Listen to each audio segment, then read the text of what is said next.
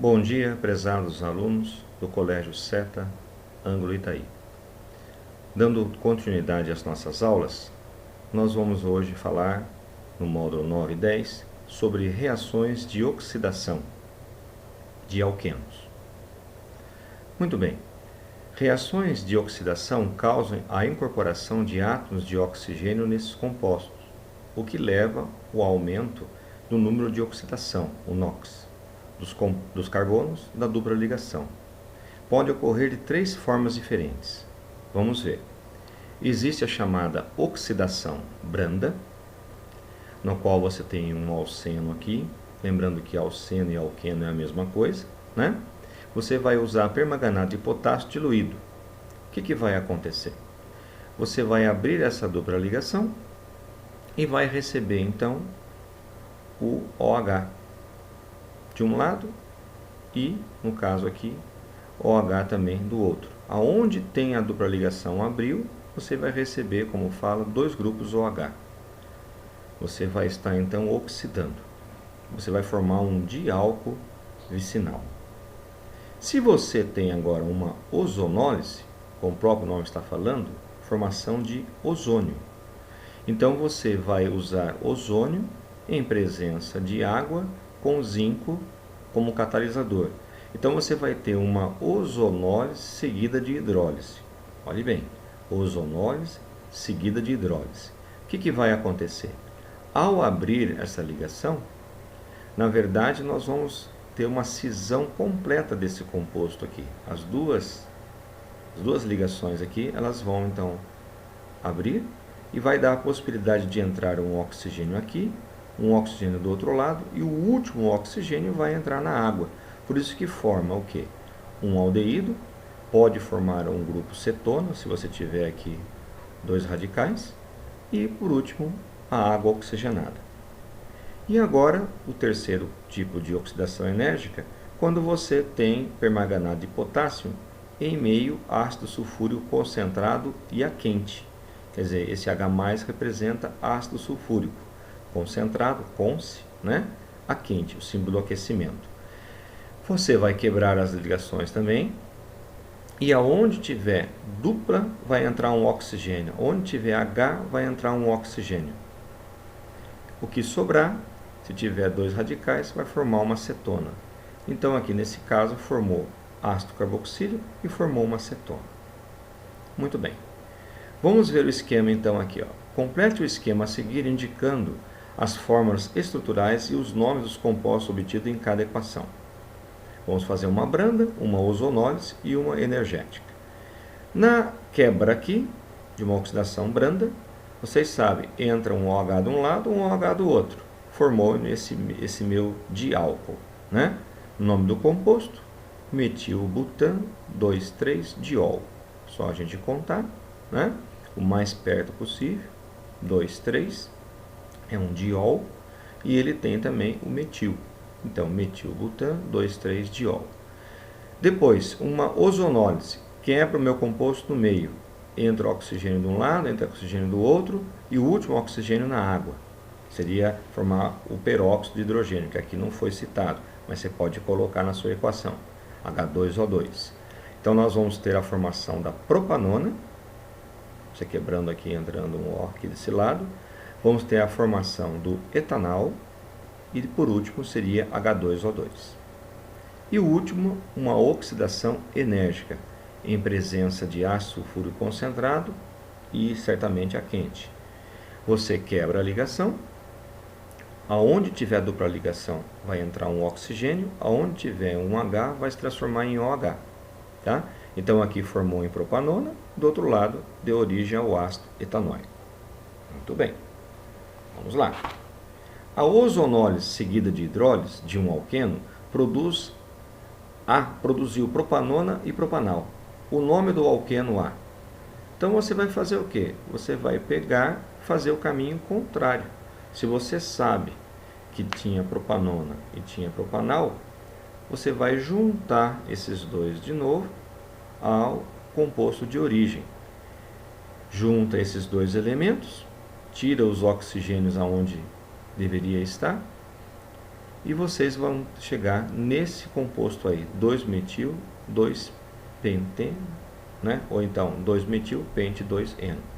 Pode ser das duas maneiras, tá? Então, repetindo aqui, ó, você tem um composto, uma ozonólise seguido de hidrólise.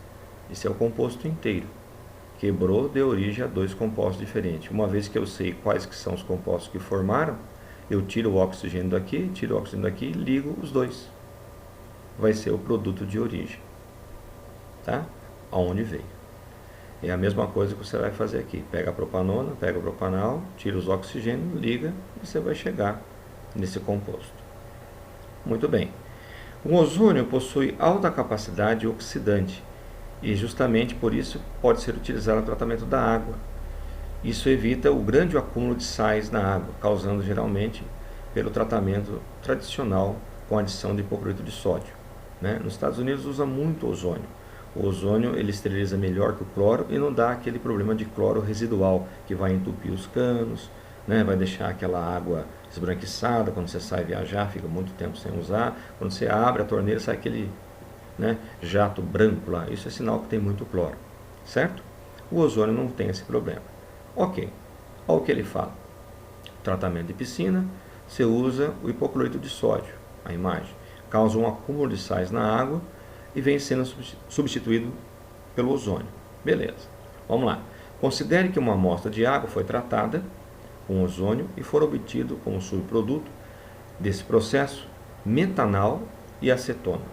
Metanal e acetona, tá? Pode-se afirmar que na amostra de água, antes do tratamento, é provável a presença de quê? Então, você vai fazer a mesma coisa que de cima. Pega os dois compostos, tira os oxigênios e liga. Você vai chegar no composto que deu origem, que é o metilpropano. Muito bem. Qual o nome e a forma estrutural do composto que, ao ser oxidado, energicamente produz 2 mols de acetona por mol de reagente? Ok? Vocês poderão, então, analisar e verificar que vocês vão chegar neste composto aí, 2,3-dimetil but2-eno.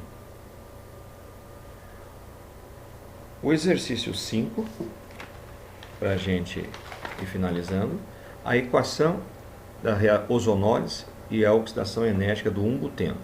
Então, olha bem, lembrando, é a ozonólise, quebro, aonde tem O dupla vai entrar oxigênio de um lado, oxigênio do outro, e o último oxigênio vai ser da água, tá? Vai formar então também água oxigenada. Não colocou aqui, mas deveria colocar, tá? Então você vai ter a presença do metanal, vai ter a presença desse aldeído, que é 1, 2, 3, que é o propanal, mais água oxigenada, H2O2. E se a minha oxidação for enérgica, eu corto, né, certinho, corto no meio, vai ficar CH2. Aonde tem H entra oxigênio, aonde tem dupla vai entrar o O. Aí, formou então o meu ácido carbônico, certo? E do outro lado da molécula, sobraram 3 carbonos, aí 3 carbonos, entra um oxigênio aqui, e aonde tem H vira OH. Eu transformei então num ácido carboxílico. Aí 1, 2, 3 é prop. Então ácido propanóico. Ok, pessoal? Muito bem. O último aí, para a gente poder finalizar, e lembrando, vocês façam a tarefa mínima, né, das aulas 9 e 10 na plataforma Plural. Ok? Não precisa enviar para a gente. Façam lá direto, a gente vai ver e vai verificar. Certinho, pessoal? É sempre interessante que vocês façam a aula dada. Não deixe para depois. Fez a aula, já faz a tarefa. Já vai exercitando o que vocês estão aprendendo. Ok? Muito bem. Dentro de um armário, um químico encontrou um frasco com um rótulo onde estava escrito C7H14. Perguntou ao técnico responsável pelas compras de reagente qual seria o conteúdo exato do frasco, já que essa forma molecular pode representar diversas substâncias. O técnico, então, resultou, né, seus registros, consultou lá e falou que com essa fórmula molecular foram compradas duas substâncias, o cicloheptano e o hept-1-eno. Muito bem, um composto cíclico, um composto insaturado. Utilizando os conhecimentos adquiridos nesta aula, ajuda esse químico a determinar o conteúdo exato do frasco, de duas formas diferentes, por meio de processos de oxidação. Então, olha que interessante. Quando você tem a presença de um alceno, um dos testes que você pode usar, nós já vimos em aula, é o uso do bromo. Porque o bromo ele é colorido, ele é avermelhado.